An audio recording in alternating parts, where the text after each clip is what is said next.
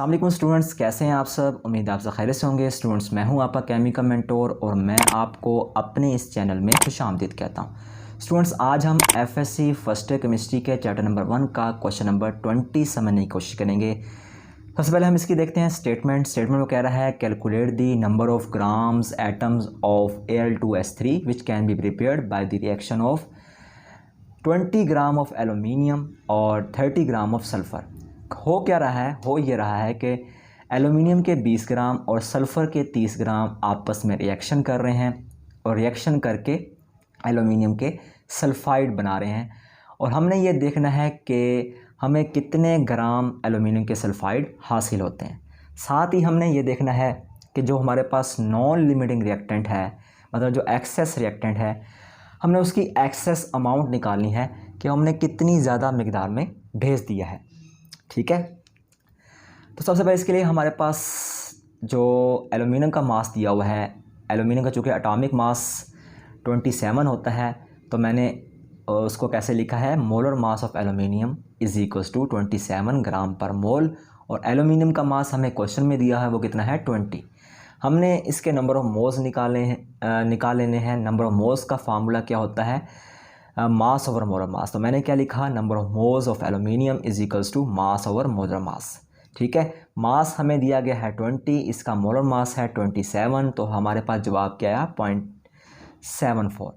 इसी तरीके देखें, हमारे पास सल्फ़र के भी ग्राम्स दिए गए हैं, तो हमने क्या काम करना है, उसको भी नंबर ऑफ़ मोल्स में कन्वर्ट कर लेना है। सल्फ़र का मास है 30 ग्राम, सल्फ़र का जो एटॉमिक मास होता है वो 32 होता है, तो मैंने क्या लिखा, molar mass of sulphur is equals to 32 gram per mole. Number of moles को निकालने का जो फार्मूला होता है वो क्या होता है, मास ओवर मोलर मास। मास की वैल्यू आप 30 ग्राम पुट कर देंगे और मोलर मास की वैल्यू 32 ग्राम पर मोल लिख देंगे। यहाँ पर ग्राम ग्राम से कट जाएगा और मोल उलट के ऊपर चला जाएगा, तो हमारे पास क्या जवाब आएगा, हमारे पास जवाब आएगा 0.9375। तो देखें हमने यहाँ तक क्या काम किया है, यहाँ तक हमने ये काम किया है कि हमने मास, एलुमिनियम के मास को नंबर ऑफ़ मोल्स में कन्वर्ट कर दिया है। इसी तरीके से हमने सल्फ़र के मास को नंबर ऑफ़ मोल्स में कन्वर्ट कर दिया है। लेकिन सबसे पहले हम देख लेते हैं कि ए पार्ट हमें क्या कहता है। ए पार्ट हमें ये कहता है कि वो एलुमिनियम के कुछ ग्राम्स जिसको हमने मोल में कन्वर्ट कर दिया था और सल्फ़र के कुछ ग्राम जिसको हमने मोल में कन्वर्ट कर दिया था, ये आपस में रिएक्शन कर रहे हैं और क्या बना रहे हैं, एलुमिनियम के सल्फाइड्स बना रहे हैं। तो हमने ये मालूम करना है कि एलुमिनियम के सल्फाइड्स ग्राम्स के लिहाज से कितने बन रहे हैं। तो एलुमिनियम के सल्फाइड्स को बनाने के लिए हमने 2 मोल लिए है एलुमिनियम के और 3 मोल लिए सल्फ़र के। ठीक है, क्या बन गया, एलुमिनियम के सल्फाइड बन गए।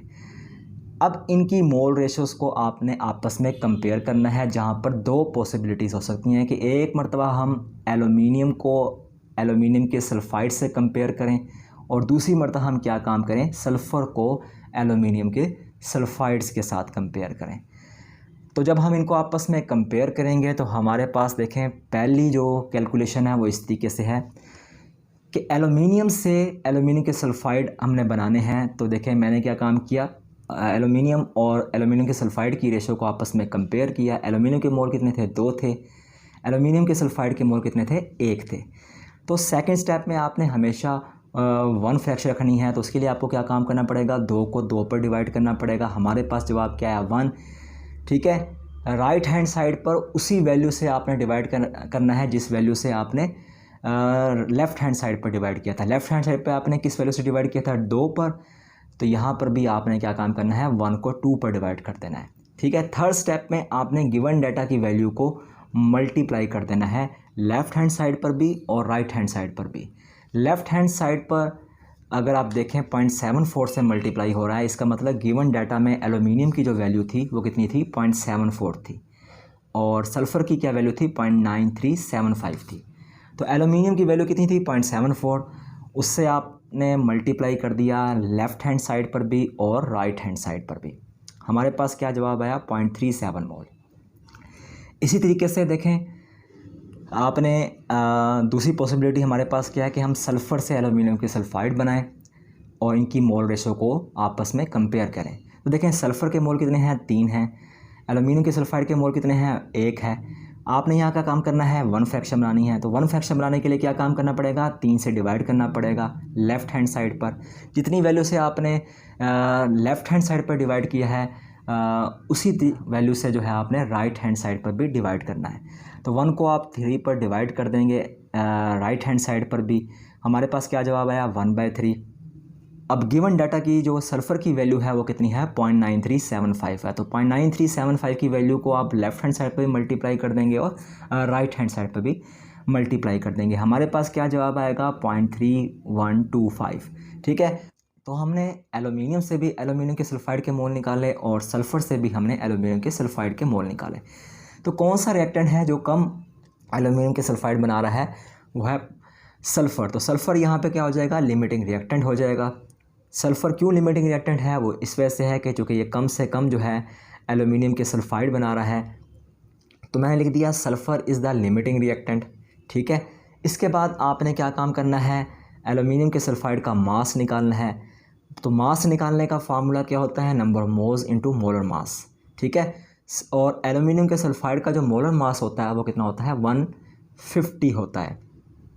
ठीक है, वो कैसे होता है कि आपने एल्यूमिनियम का एटॉमिक मास 7 होता है, उसको आपने 2 से मल्टीप्लाई कर देना है। सल्फ़र का एटॉमिक मास कितना होता है, 32 होता है, आपने उसको 3 से मल्टीप्लाई कर देना है।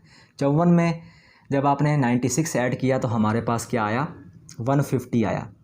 तो 150 आपके पास जवाब आ चुका है। आपने 150 को 0.3125 से मल्टीप्लाई किया। आया आपने 0.3125 से क्यों मल्टीप्लाई किया, 0.37 से मल्टीप्लाई क्यों नहीं किया? उसकी वजह यह है कि हम रूल्स को फॉलो करेंगे। रूल्स के मुताबिक आप लिमिटिंग रिएक्टेंट की वैल्यू उठाते हो तो एल्यूमिनियम सल्फाइड के जो लिमिटिंग रिएक्टेंट के मुताबिक मोल्स हैं वो कितने हैं, 0.3125 हैं। तो आपने 0.3125 को 150 से मल्टीप्लाई किया, हमारे पास एल्यूमिनियम का मास कितना आ गया, 46.87 आ गया। अब देखें, हमने ये देखना है बी पार्ट में कि जो हमारे पास नॉन लिमिटिंग रिएक्टेंट था, मतलब एल्यूमिनियम था, उसकी कितनी अमाउंट एक्सेस थी, वो कितनी जो है एक्सेस अमाउंट में मौजूद था। उसके लिए आपने रिएक्शन लिखा, 2 मोल एल्यूमिनियम के 3 मोल सल्फ़र के क्या बना दिया, एल्यूमिनियम के सल्फाइड बना दिए।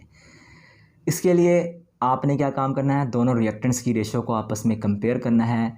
ठीक है, आपने सल्फ़र से एल्यूमिनियम निकालनी है, तो उसके लिए आप क्या काम करेंगे, चूँकि आप एक्सेस रिएक्टेंट की बात कर रहे हैं तो आपने एल्यूमिनियम निकालना है, तो आप क्या काम करेंगे, सल्फ़र से एल्यूमिनियम की रेशो को आपस में कंपेयर करेंगे। सल्फ़र की जो मोल हैं वो 3 हैं, एल्यूमिनियम के मोल कितने हैं, 2 हैं। तो देखिए, अब आपने क्या काम करना है, अब आपने ये काम करना है कि आपने सेकंड स्टेप में वन फ्रैक्शन लेके आनी है। तो वन फ्रैक्शन करने के लिए आप क्या काम करेंगे कि लेफ़्ट हैंड साइड पर और राइट हैंड साइड पर आप 3 से डिवाइड कर देंगे। ठीक है, तो यहाँ पे 3/3 1 आ जाएगा और यहाँ पर जो है जब आप 2 को 3 से डिवाइड करेंगे क्या आ जाएगा, 2/3 आ जाएगा। उसके बाद थर्ड स्टेप में आपने क्या काम करना है, आपने सल्फ़र के जो मोल्स थे गिवन डाटा के मुताबिक 0.9375 थे। ठीक है, तो गिवन डाटा की वैल्यू को आपने यहाँ लेफ़्ट हैंड साइड पे मल्टीप्लाई कर देना है और राइट हैंड साइड पे भी आपने मल्टीप्लाई कर देना है। जब आप मल्टीप्लाई कर देंगे राइट हैंड साइड पर तो हमारे पास जो एल्यूमिनियम के मोल्स आएंगे वो कितने आएंगे, 0.625। ठीक है, तो डाटा के मुताबिक जो आपने एल्यूमिनियम ली थी वो कितनी ली थी, 0.74 मोल ली थी। कितनी एल्यूमिनियम रिएक्शन में हिस्सा लेगी, वो कितनी थी, वो 0.625 थी। ठीक है, अगर आप ये निकालना चाहते हैं कि कितनी एल्यूमिनियम अभी भी जो है रिएक्शन में हिस्सा उसने नहीं लिया, उसके लिए आप क्या काम करेंगे, aluminium taken minus aluminium reacted. तो 0.74 की वैल्यू को माइनस कर देंगे 0.625 की वैल्यू से, हमारे पास क्या जवाब आएगा, 0.115 मोल जवाब आएगा। ठीक है, जब हमारे पास ये जवाब आ जाएगा तो इसका मतलब इतने मोल्स एल्यूमिनियम के हैं।